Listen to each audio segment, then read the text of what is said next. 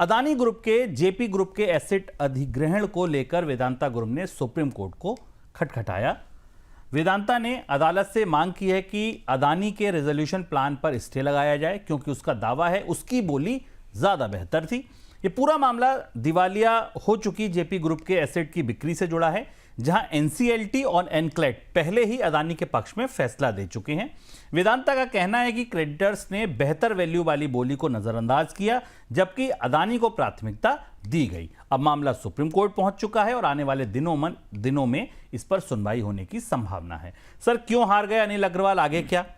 ये आज की सबसे महत्वपूर्ण खबर है और दो बड़े समूह जिनकी सरकार से नज़दीकी दूरी पर भी तरह तरीके की चर्चाएं होती हैं, तो कुछ तथ्य समझने जरूरी हैं, क्योंकि ये भारत में पहली बार ऐसा हुआ है जब एनसीएलटी के किसी इतने बड़े फैसले के खिलाफ एक बिडर जिसकी बिड रिजेक्ट हो गई और दूसरे बिडर को मिला, वो सुप्रीम कोर्ट गया है। तो इससे बहुत सारी चीज़ें अंदर से खुलकर आएंगी, बहुत सारे पुर्जे उड़ेंगे, ऐसा लगता है। जो महत्वपूर्ण बात समझने वाली है वो ये कि अडानी समूह को ये बोली क्यों मिली और अनिल अग्रवाल की बोली क्यों नकारी गई।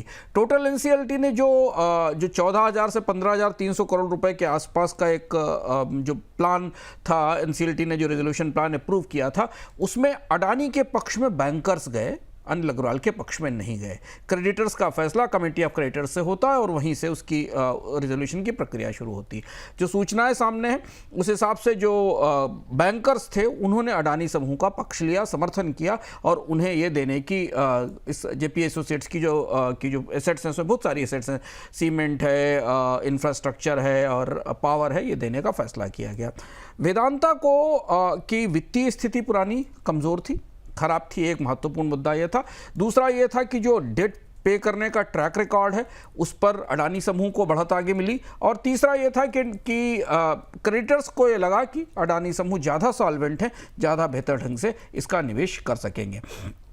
मुद्दा यह था 6,000 करोड़ रुपए का अपफ्रंट भुगतान अडानी समूह करना चाहता था, बाकी 2 साल के लिए करना चाहता था। वेदांता की बोली बड़ी थी, पर वेदांता का जो पेमेंट प्लान था वो क्रेडिटर्स को समझ में नहीं आया। ये वस्तु स्थिति है और इस वस्तु स्थिति के बाद पहली बार ऐसा हुआ है जब एनसीएलटी का कोई मामला कोर्ट के सामने गया। तो जब कोर्ट के सामने गया शुभम, तो फाइलें फिर मंगाई जाएंगी, कोर्ट इन्हें दोबारा खोलेगा, समझने की कोशिश करेगा। कमेटी ऑफ क्रेडिटर्स की विजडम पर सवाल उठेगा। कमेटी ऑफ क्रेडिटर्स यानी बैंकर्स जिन्होंने कर्ज दे रखा था जेपीएससी को, उसकी विजडम पर सवाल उठेगा, उसकी एनालिसिस नए सिरे से होगी। और ये एक नया विवाद है जो भारत के कारपोरेट जगत में और खासतौर से बैंक्रप्सी की प्रक्रिया के तहत भीतर से खुलकर सामने आता दिखाई देगा। सुप्रीम कोर्ट के ऊपर सबकी निगाहें हैं।